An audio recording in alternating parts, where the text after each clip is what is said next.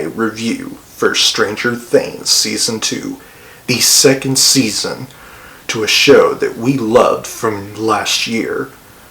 And we are going to be talking about the second season on Halloween night.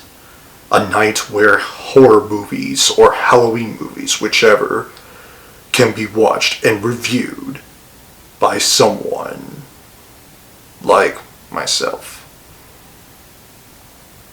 Stranger Things Season 2, without giving away too many plot details, is about Will, the young boy who disappeared in Season 1 of Stranger Things, started having these, let's so-called, current visions, visions that take place currently of something that is already happening, of this gigantic, shadowy, evil figure that is haunting him both physically and mentally from this so-called Upside Down. And all of his family members and friends are on their quest to find some ways to stop this evil, gigantic entity from possessing Will's body and try to spread like a virus spreading across Hawkins. I really enjoyed Stranger Things Season 1. I think it was pretty entertaining. It was enjoyable. It was suspenseful. So going into Season 2,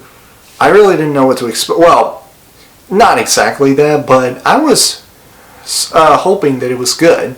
And surprisingly, not only was it good, I actually enjoyed it better than Season 1. It really felt like an actual horror movie, horror thriller. It's not pretty much a combination between a Steven Spielberg movie or a Stephen King adaptation. No, it didn't feel like either one of those films, or even both of them. It felt like an actual horror thriller. And the reason why I felt like Season 2 felt like an actual horror thriller, a film, even though it's not really a film, it's actually a series, is because of the story about Will who started having these visions, or current visions about this shadowy figure, and has episodes on, these specific visions that he was having about this shadowy figure. I actually enjoyed the story a lot more than the story in Season 1. I was actually more invested in the story in Season 2 than in Season 1. It was more interesting. It kept me more on the edge of my seat.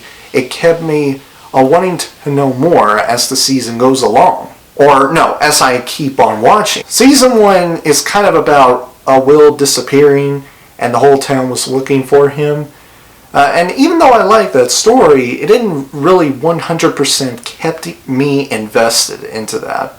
Season 2 did the exact opposite of that. It really made me feel 100% invested because of the story. It felt so much more original. Because even though you kind of get some of the similarities to some of the films from ones like Steven Spielberg or from some of the film adaptations to Stephen King's novels, you don't get as much of that as you could get in Season 1. So yeah, let's talk about the characters and the actresses and actresses. Most of them were fantastic, but one really stood out to me as probably the best part of the entire second season. Easily. No contest, or no question, for that matter. The best part of Season 2, for me, is, without question, Millie Bobby Brown, if I remember her name correctly, as 11. She was magnificent. She was so magnificent in Season 2, I could not believe how excellent she was in Season 2. I'm just like, wow, that girl really shined from beginning to end of this show's season. Her performance was so fleshed out, and so was her character. Her character actually, not to mention, her character had a lot more development in this season than in the first season. She was the crowning jewel of Stranger Things Season 2. She blew everybody out of the freaking water, in my opinion. Like, wow, that girl is so awesome. Besides the characters and the actors and the performances from the actors and actresses, the editing, I guess you could say, has improved upon the editing in season 1. Yeah, I would say episode 7. Oh, I forgot to mention that. Oh boy, episode 7, the one with 11. Now, I will not get into spoilers too much, but in terms of which episode I would say is the most interesting in season 2, episode 7 is by far the most interesting to me. There are a lot of things I would say. Let's get into the negatives. I would say the story for one specific character that I already mentioned, while very interesting, kind of felt rushed. Season 2 didn't focus too much on this one specific character related to 11. It didn't focus on that particular story much more often than it was showing in the pilot, not the pilot episode, the first episode of this season. That's my only issue with season 2, though.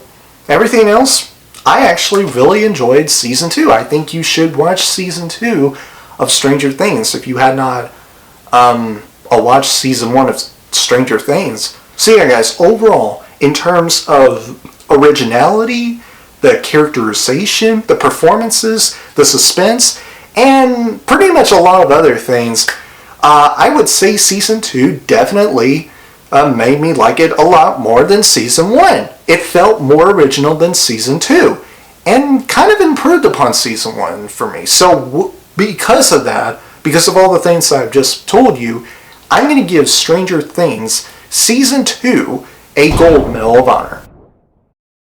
So anyway, guys, that is my review for season 2 of Stranger Things. If you guys enjoyed my review, please click the like button, and if you have already watched season 2, comment down below to let me know what you think of it. Did you like it? Did you thought it was okay, or did you not like it? And if you like what you've seen here and you want to see future videos from me, please click the subscribe button and turn on the notification bell so that you never miss a video. And I will see you guys in the next video. Have a great week, Battle Squad, and as always, fight the good fight. Oh, and by the way, happy Halloween.